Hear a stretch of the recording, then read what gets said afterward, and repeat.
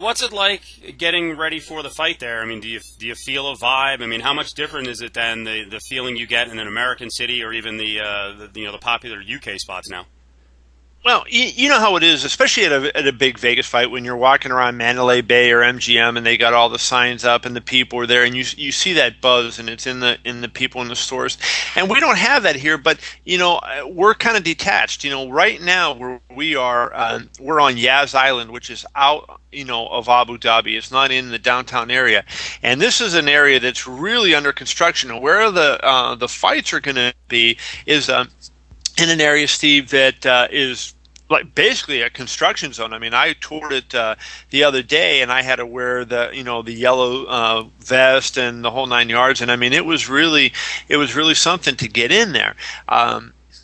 So, this is not a finished venue. Ferrari World was supposed to be finished. That's a theme park based on the Ferrari cars, and the Flash Entertainment is the partial owner. I think it's 5% in Ferrari, and they brought this Ferrari World to Abu Dhabi.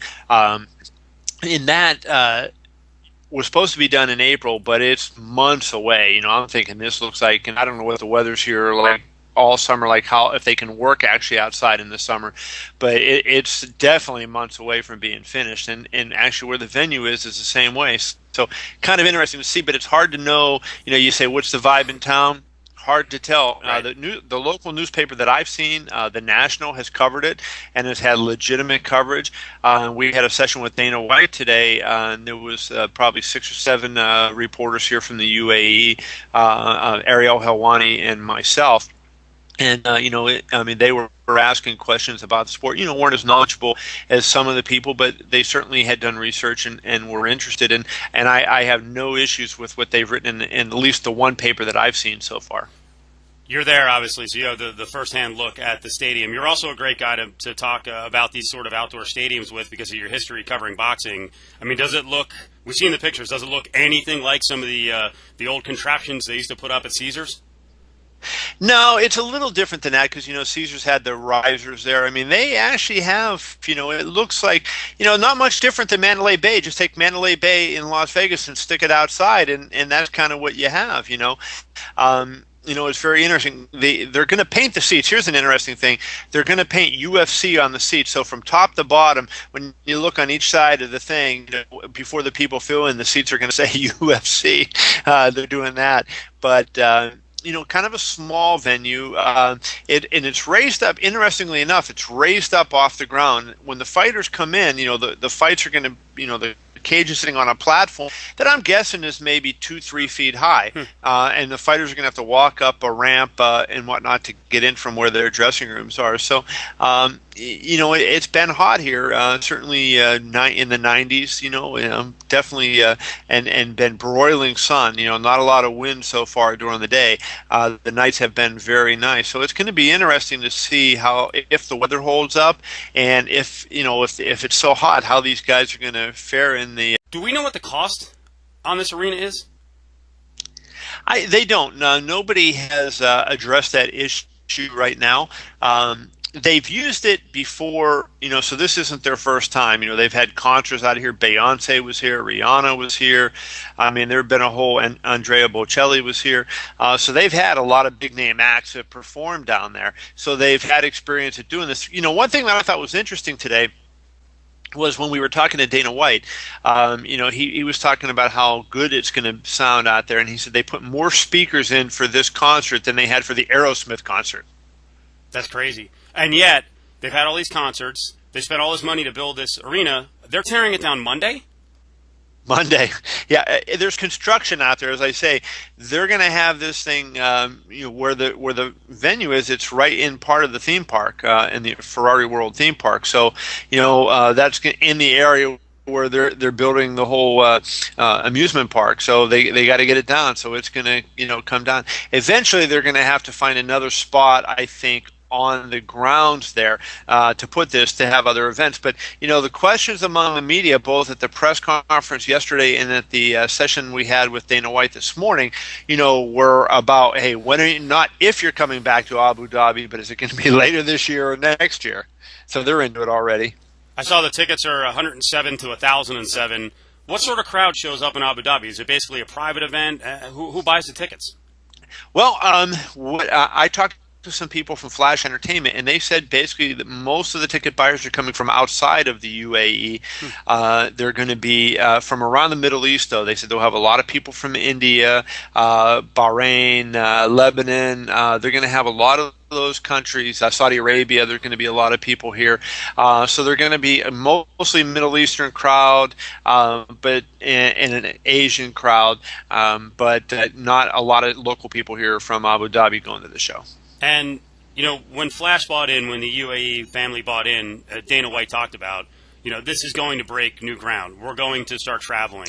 Right. It's taken a while to get that first international expansion, but it sounds like they're really going to start fast-tracking. They're talking about, what, a fight for the troops in Afghanistan, maybe China, maybe India. I mean, how fast can all this stuff happen? Well, I really quizzed Dana on both China and Afghanistan today. The best he would do on Afghanistan is 2 to 3 months, but let's put that together. If you do 3 months, you're talking July, right after you put Brock Lesnar fight on, and you're talking about a card in Afghanistan, which, if I'm not mistaken, is one of the hottest countries in the world in the summer. You're talking 100 and some degree, 120, 130 degrees in the summer there. There's going to be huge logistical problems there, forgetting about the safety and everything else. That's going to be a huge issue. But he said that is happening regardless whether there's no TV, whether nothing. They're putting that card on, and that is going to be there in a thing to support the troops. As far as China is concerned, they are actively engaged in talks with China. He had a wry smile, so I think he knew something that he did not want to say.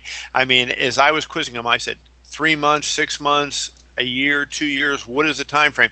And all he would say was, I just think it's going to happen sooner than you think. And I said, well, I think it's going to happen in 6 months, so when is it going to be? And he said, it's going to happen sooner than you think. So, make of that of what you will. I don't think there's going to be a UFC fight in China this year, but I do think, the 2011 at some point that we could see that. One thing we have to wrap on, and Dana started teasing about this a couple of months ago, the Ultimate Fighter. It's going to be in Abu Dhabi. It's going to be a Middle Eastern show. That is a done deal. They're working on putting it together. Dana said that he had a meeting after I had interviewed him today in that group, Steve, and he was going to go to a meeting to figure out some of the logistics. But they are going to have a show that's going to be Middle Eastern based, separate. It's not going to be like Tough 13 or anything. It's going to be a totally separate show from the U.S. show that's on right now. He said they would make some way of making the fights available on the internet. He wasn't sure how they would do that, but he said they own all the shows, and so they will get that out and have it available to people to see it. So that is definitely going to get out there at some point. I think it's fascinating. They're going to put all these guys together, and he thought it would be best to bring them to Las Vegas and have them fight in the fight capital of the world. But he was talked into trying it in the Middle East here, saying, "Hey, the rivalries are going to be great, and it'll be a little bit better." So one of the interesting things is Dana White going to spend 6 weeks in Abu Dhabi while they film The Ultimate Fighter Middle East, and they're actually talking that over. So he may, in fact, do that. All right, we'll have fun. We'll check in with you again tomorrow if we can, and then we'll have full coverage on Fight Night the best we can. And this is interesting. It's going to be a really cool event.